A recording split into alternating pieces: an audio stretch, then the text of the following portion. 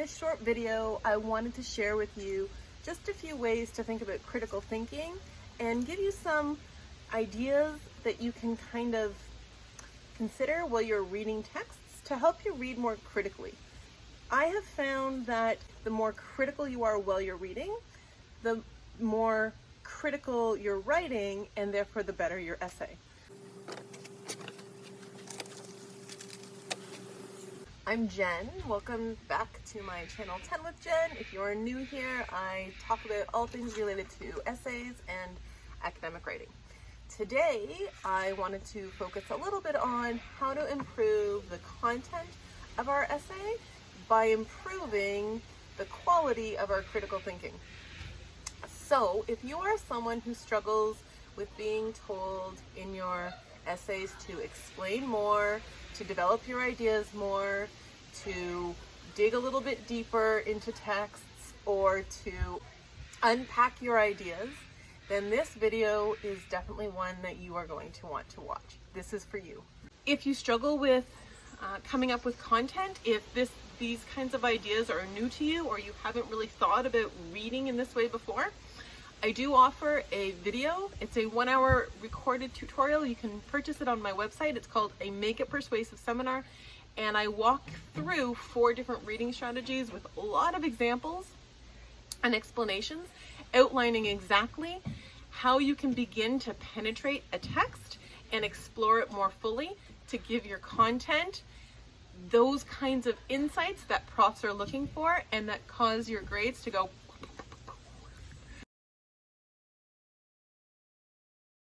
When we think about essays and writing essays, we often think about it as being something that we do after we've finished reading our texts. And I'm going to say that's like a half-truth.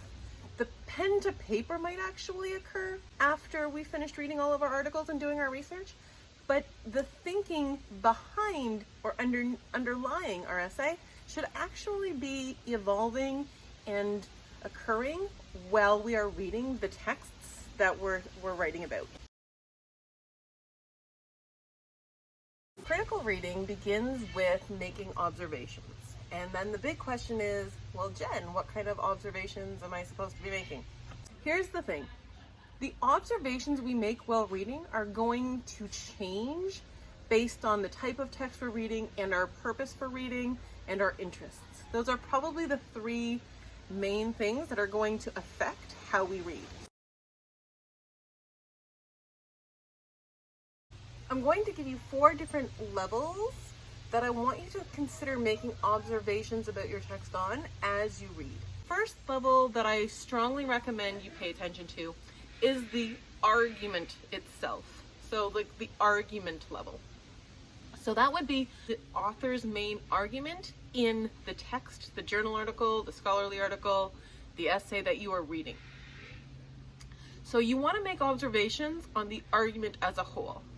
Then we want to narrow that thinking down to make it more specific so that our writing becomes less generalized and more focused, more detailed, and like below the surface of the text. So the second level we want to look at is the supporting argument level.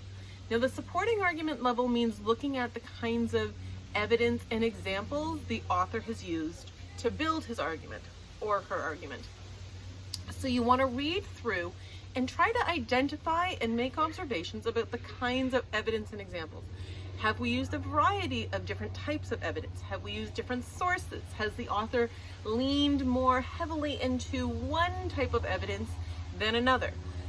These are really good observations to make in our reading phase, right? And because I'm a pen and paper kind of girl, I like sitting down with a notebook and making a bit of a chart.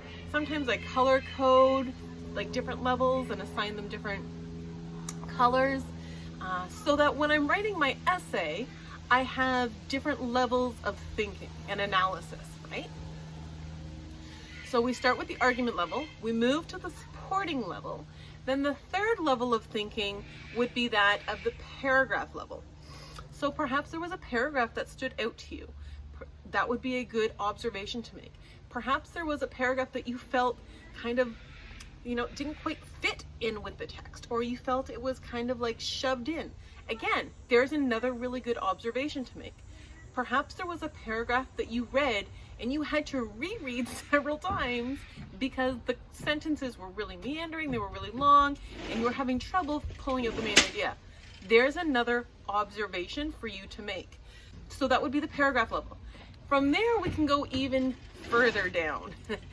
We can go to the sentence level and look at specific phrases that are used within sentences, how sentences are organized or structured. Perhaps the author likes to use a variety of short, simple sentences.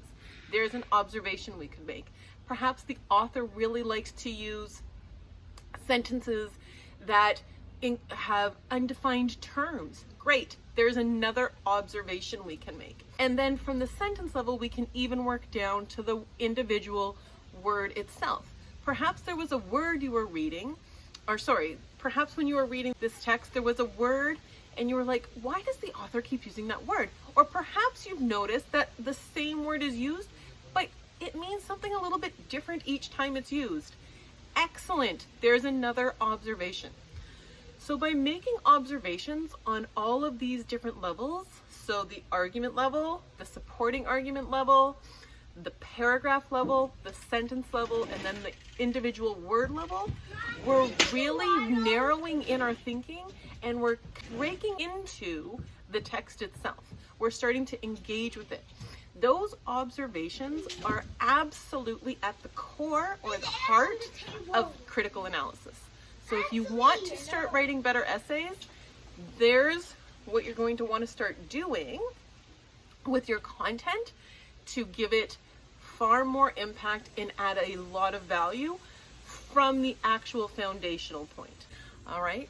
So thank you for watching. I hope you found this really useful. If you did, please remember to give it a thumbs up and subscribe.